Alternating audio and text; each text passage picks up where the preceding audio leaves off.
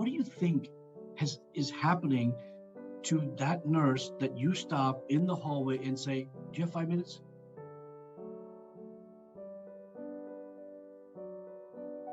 If you want a good response from a patient, from the staff, or anyone personally, anywhere, not within the clinic, anywhere, you may want to revisit how you're asking the question to begin with. You and I, all of us in this room, have been hardwired to say yes, right? How do we undo what's been hardwired for the last 30, 40 years? Who knows this game better than anybody? Who do you think knows this game?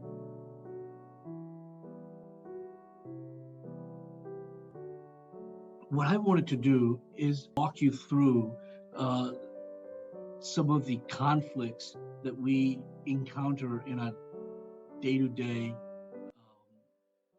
office, clinic, health center, in our work environment. And I want to provide you tools that you can start using Monday morning.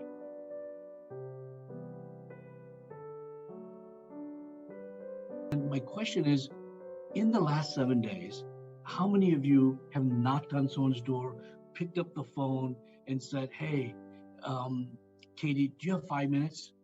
Or you stopped a nurse in the hallway and said, hey, do you have 5 minutes? How many of you have said this in the last week? Most of us have. So what do you think is happening to that nurse that you stop in the hallway and say, do you have 5 minutes? Or do you have a minute? What do you think is going on in their mind? What do you think? So their brain is operating under fear or pleasure or happiness, or it's like they want to help you is in the green and the fear is in the red. So they're oscillating between the two. So is it 50%, 50%, 20%, 80%, 60%? What do you think the ratio is? It's about 80% negative. You've already started a conversation and you're losing to begin with because you asked the wrong question. If you took that same question and reframed it, you probably would have started off on a better footage.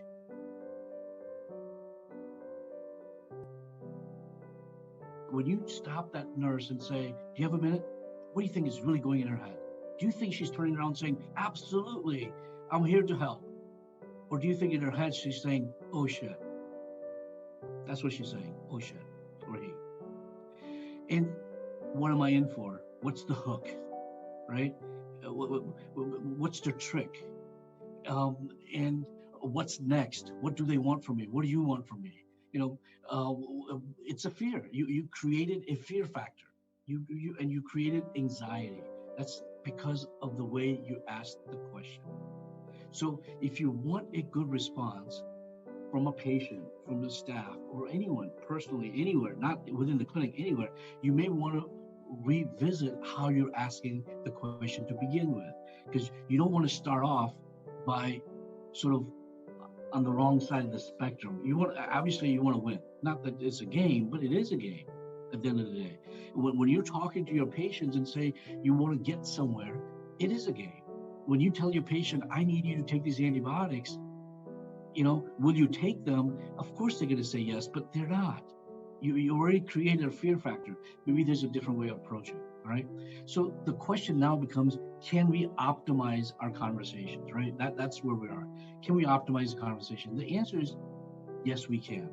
It works. And this is not anecdotal. It's not what these books are saying at the bookstores. It's actually neuroscience that has actually hard facts wired in to say this is why this works. Okay, so it used to be just it works or doesn't work, but we can actually go backtrack and put some real science behind this. So we need to really calibrate and sort of pre-think our questions before we ask to begin with. 80% who said that, hey, do you have 5 minutes? What if you change this question to, did I catch you at a bad time? So I'm looking for a no response. So if I was going to call Katie and I said, Katie, did I catch you at a bad time? Katie's I'm looking for a no. And Katie's probably going to say, hey, Doc, I don't want to hang up on him. Maybe I should just take the call. So she'll say, oh, no, no, no, I'm okay. Go ahead. So now she's already given you her time, number one. Number two, she's given you her attention, full attention, because now she's not fighting you. She doesn't feel there's a hook. She doesn't feel that there's a catch. She doesn't feel like she's given you something. Because when you say yes to anybody, you actually committed, like you sold half of your soul to them, right? So you don't want to, you're going to hold back and you're going to try to pull it back. Because you said, if Katie said, yes, I have a minute, then she's like thinking maybe it's going to be 20, maybe it'll be 40, maybe I'm going to get chewed out, maybe this is going to happen, maybe that's going to happen. So all of those fear, no, she's not even listening to me at that point. So if you start off by her saying no, you put her guards down. Now she's actually going to listen to us. And I'm referring this obviously with patients and people and staff and so forth.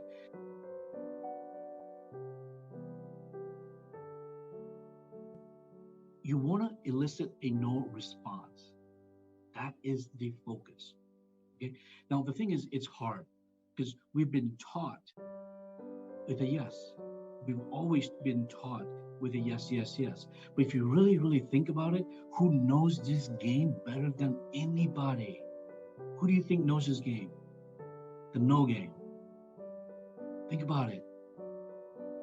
Your kids. They know this game cold. They know that you will say no. If your kid will say, I want to buy this $800 software or something, laptop, they know my mom or dad is going to say no. They know that. But they put so you took control and you put the guards down. They know that. So now they're going to pitch. And ultimately, they win. We, on the other hand, always want to say yes. So I guess what I'm driving at is, if you're going to ask a patient, let's ask it in a different tone, different way, and maybe we can calibrate a no. When you calibrate the no, the guard is down and they are in control, the patient's in control. So with the patient's in control, they will now listen to you.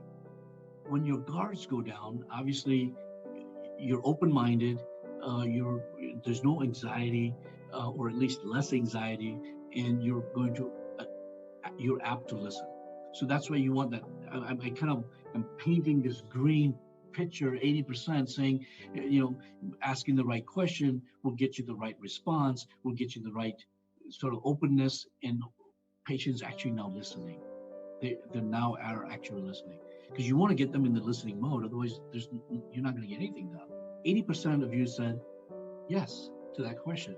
So the reality is, why do you say yes? Because we're hardwired. Literally, we're hardwired to say yes.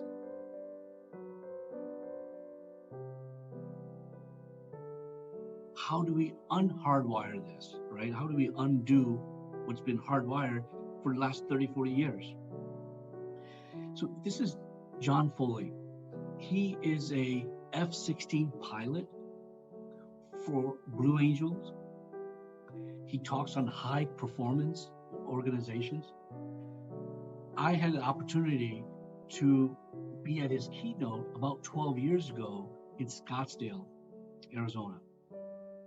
He talks about Hebb's Law. And it's really interesting. And this is, again, neuroscience. This is real. And I can give you references to this. It says the neurons that fire together wire together. The cells that fire together wire together. The cells are repeatedly active at the same time. Okay, the cells that are repeatedly active at the same time become associated so that activity, one facilitates the other. So basically, what we're saying is this hardwiring is programmed because of repeated firing. So how do you create that repetitive firing so you can reprogram yourself, essentially? I mean, that's what the juice of this is. This gentleman, John Foley, the F-16 Blue Angel pilot, who's written this book, an amazing guy. I heard him talk many years ago at a high performance organization. Apparently, he passed away recently. You have an F-16 pilot. So what's significant about this guy other than his IQ being the highest among all of us here? What else is unique about this guy? He was the lead pilot for air shows. Look at the precision.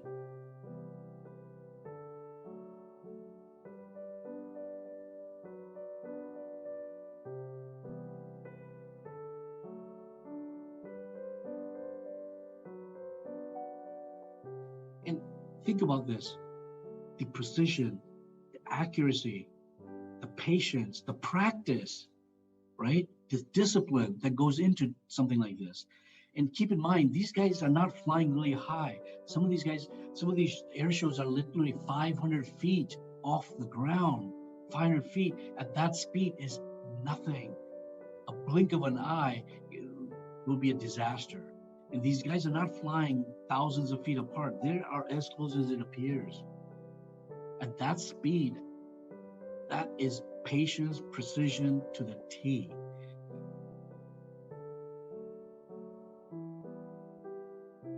What he discovered is that it's not that we don't have the ability to be patient or be accurate or disciplined. No, we can be taught all of that.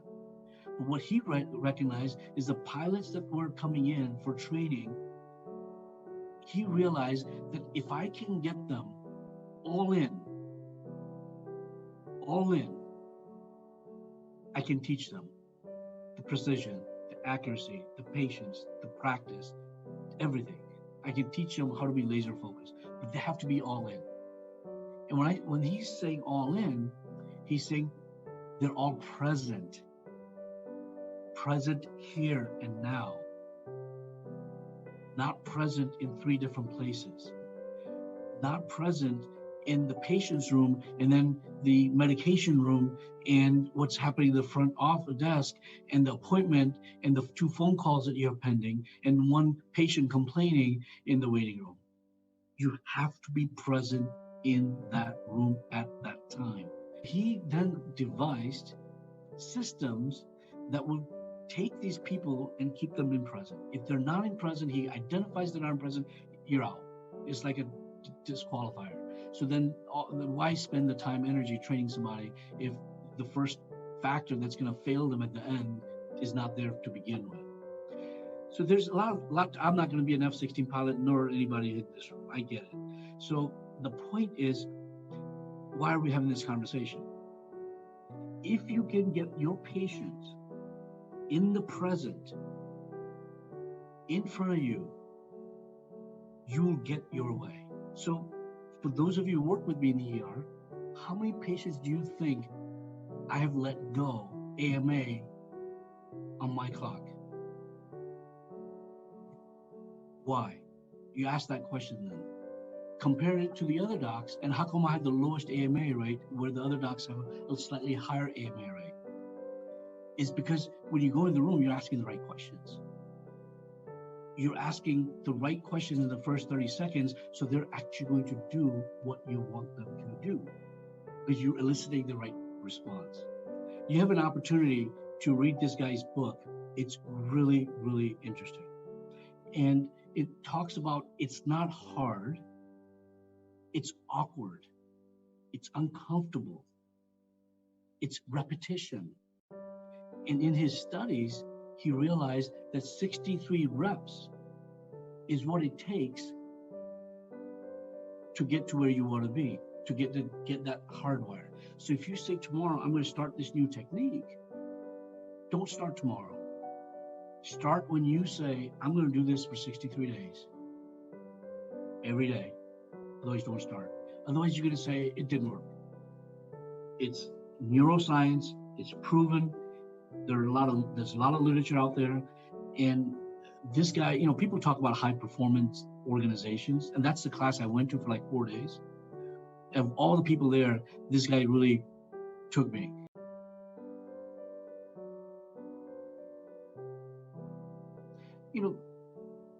last time you approached a patient and said, hey, do you want to lose 10 pounds or 15 pounds?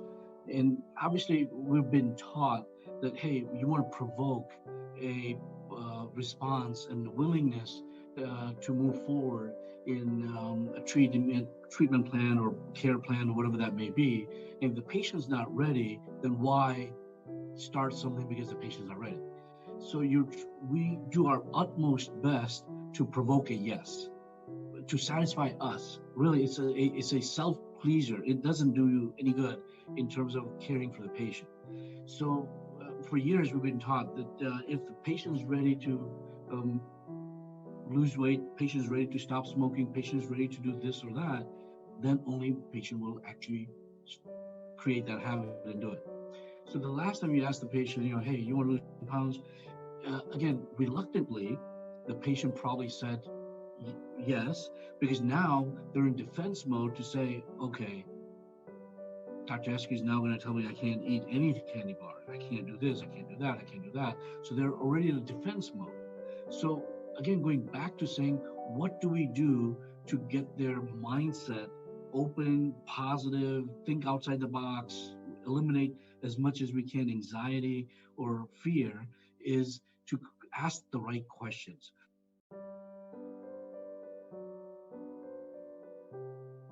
So you could almost take any responses that you anticipate a yes, because that's what you're looking for, a yes. So you could take the same question and flip it around and make it into a no response. So if I were to go to John Doe and say, hey, is it a ridiculous idea for us to come up with a plan so you can lose 10 pounds by Christmas? So now he's going to say, yeah, absolutely, it's not a bad idea, it's a great idea. So now you got to know as an initial response. The whole goal is to get the no. And again, it's anti what we do. I get it. But if you're convinced this, try it. And if you wanted to really plan it out, do it for 2-3 months every day and see if it's not something you really want to do. Are you against the idea of making a commitment now? Right? They'll say, no, I'm not against that idea at all. So now, again, willingness to change behavior. So our focus is to get a no. Then let them talk, because now they'll be open to your suggestions and they'll actually tell you what's on their mind. And one more example, and this I think we've done, all of us, in the last 7 days, right? I'm so busy today. Can we meet next week? Okay. The other response you're looking for is, yes, I want them to say yes, so I don't have to meet them this afternoon. I want to postpone this meeting next week. I want them to say yes. What if you just flip this around and says, is it appropriate to ask for a meeting next week? Boom, right off the bat. Is it appropriate to ask for a meeting next week? You know what the response will be? No, it's not inappropriate. Here's the time next Wednesday I'm available at. So it actually solves your second email or second text message or second piece of the conversation. Because now you actually opened up their mind to say, hey, let me give them the date for next week, right? Is it out of the question to meet next week? Again, you're looking for an immediate no, okay? So we have 4 boxes in my mind, and this is something I came up with on my own, so there's nothing anywhere, but I feel like we need to go into these sequence, and once we go into the sequence, then I feel like you have mastered over time an art to really be able to move the needle with our patients to do the right thing, right? I mean, the biggest hurdle we always have, he's non-compliant, he's this, their patient's like this, she's like that, and she's like that, bad patient. If we were to do a sort of a scoring system across all of our health centers right now and say, what percentage of your patients are bad, different practitioners will have different percentage of bad patients based on how they practice medicine.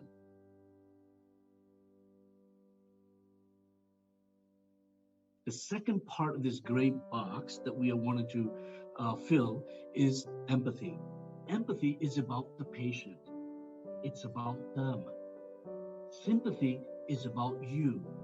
Like, oh, I remember when I had a flat tire and this happened, I had to change it and this and this and that in the rain. Empathy is about them. Listen to them. Acknowledge, not agree. Big difference. Acknowledge what the patient sees from their lens. So it seems easy, right? Like, just if they're complaining, they're talking, they're essentially bitching, in lack of better words, acknowledge it.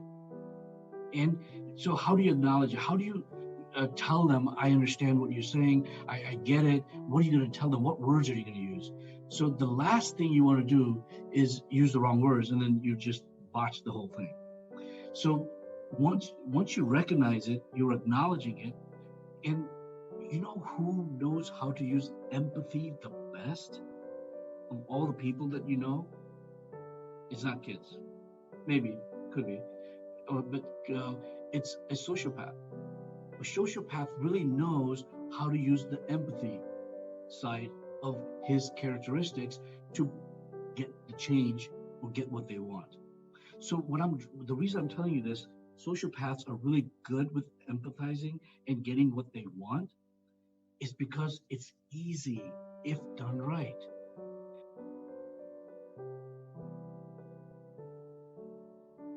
The statistics say that you should do like a 20% talk. Your lips should move 20%. The 80% of the talking has to be done by the patient. In this case, whoever, patient or staff member, whoever you're speaking to. So it's a 5-to-1 ratio. He who talks most will lose, period. How do you want to do that? Again, what is your understanding of this? What will it take? What is your perspective? That you want to ask these leading questions, okay? Keep in mind, you may totally disagree, and that's okay. This is not about agreeing with them. This is about them letting you know their perspective from their lens, and you're just empathizing, okay? Don't give them your story about what happened to you in the similar situation. That's not what this is about. Just listen.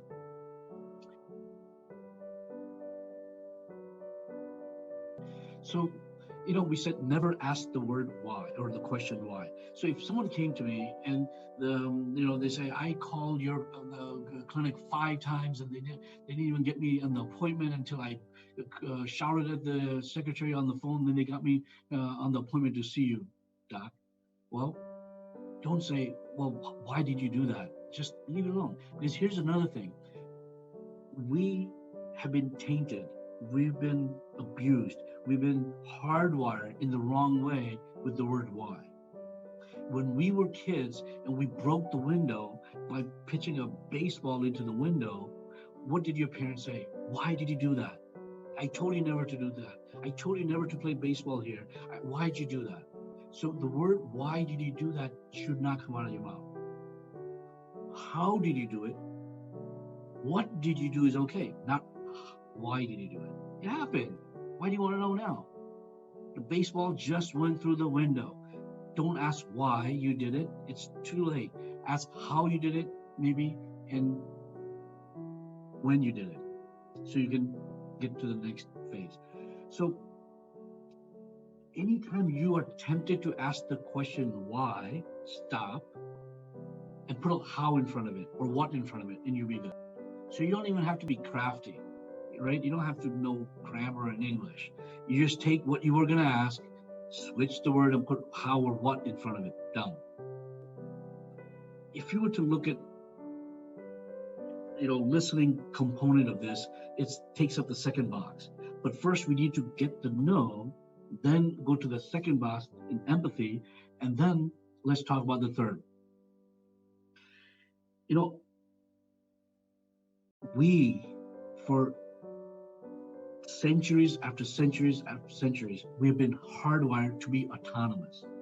That's why we have all these wars a couple of 100 years ago, and 300 years ago, right? All the wars were about autonomy. We will always, always preserve autonomy. You want to get to the word, that's right. You want the patient to say, that's right.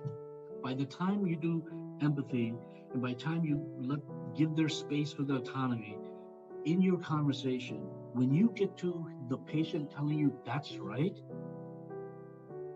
you're like on third base now. When they say that's right, they're all in. They're all about, they're thinking clear, they're not fearful, anxiety, all of that's gone. They're all in when they say that's right. So again, going back to saying words to use, words not to use. So the never statement is to say, don't ever say I understand, because you don't understand. No matter what you tell them, they will never be convinced you understand. You just acknowledge, you empathize. Never say I understand. And never say you're right.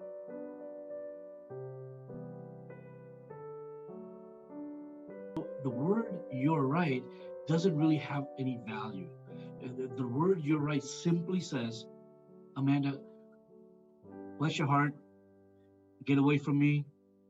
And that's what it means. It's just, so don't use the word you're right. Okay. So once you get to that's right, I'm telling you, you're like 75% done here. So the third base. Here's a poll question that I like to ask. And 95% of the time, the first impression is determined in how many seconds. How long does it take? If I was to walk up and never met Amanda, and I just walked up first time I'm meeting her, how many seconds will it take for her to say, I figured out Patel? All right, so most of us said 7 seconds, and that is correct answer. 60% of us said 7, then the rest of them are within the next 3 categories. The reason I'm bringing this up is first impression still today is first impression.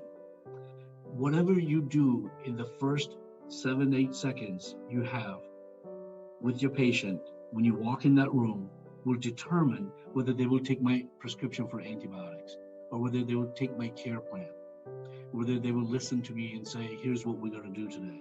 Whatever you do in the first half minute is it. That's it. You got no more. So the difference, one of the surgeons told me this, he goes, how do you know that you really have confidence, trust bought in by your patient? I was naive. I didn't know. I thought I was such a good used car salesman. I said, when I walk in, they all listen to me. But you know what he said? And so he goes, a surgeon. He goes, when a surgeon comes to the ER and talks to the family and says, I'm going to take your 7-year-old baby, cut them open and take out their appendix and send them home late afternoon, they have the trust of the surgeon.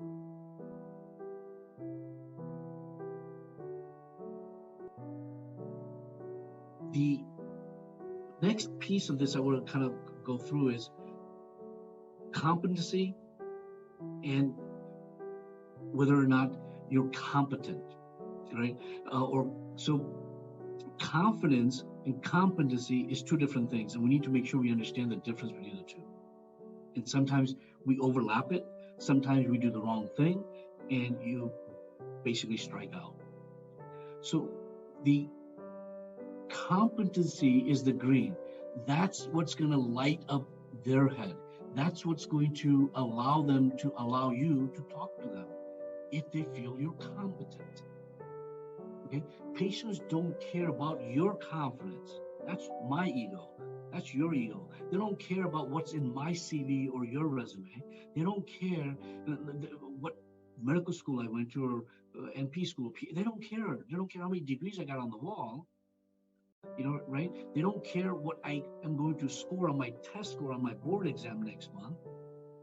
That's all about my confidence.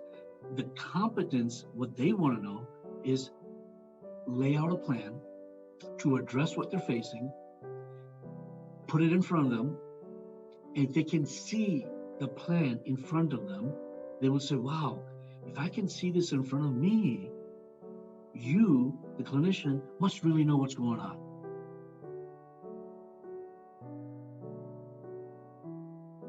So what are we trying to drive at? All of this we're saying is to get the patients state of mind where they're open to listening. And this is all, and the state of mind is neuroscience based. It's not just, people talking and anecdotal thing and this works, that doesn't work. It's actually, there's neuroscience behind this. So you could take 100 people who are depressed middle of the day and ask them to just put a pencil in their mouth. Just put a pen, we don't use pencils anymore, I guess. So put a pen in your mouth right now. What do you think is gonna happen? You stick a pen in your mouth, you're gonna have to smile to keep that pen in. If you smile, literally the neural synapses between the facial muscle from the smile will elevate your mood instantly. Not even, it'll take 5 minutes, instantly.